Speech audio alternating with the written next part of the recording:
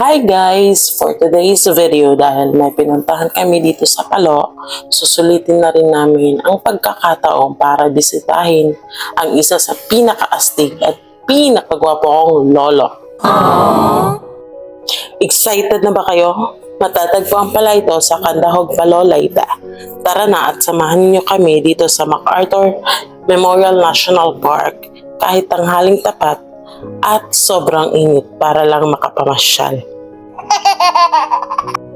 Isa ito sa pinakasikat na historical landmark dito sa Leyte.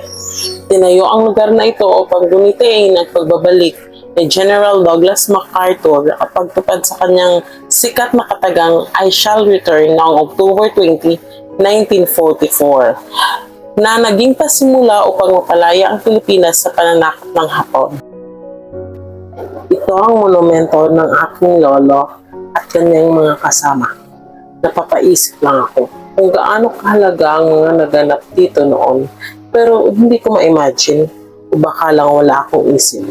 Ayoko na nga isipin kasi wala nga ako noon. What?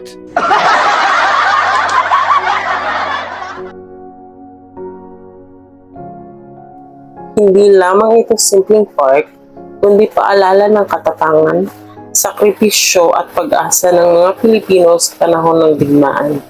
Bukod sa kasaysayan, isa sa mga nagustuhan ko rito ay ang magandang tanawin ng dagat. Tahimik, presko ang hangin at talagang nakaka-relax pagmasdan.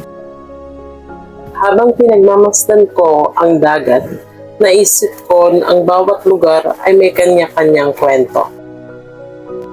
May mga kwentong nakaukit sa kasaysayan at mayroon ding mga kwentong tayo mismo ang bumubuo araw-araw.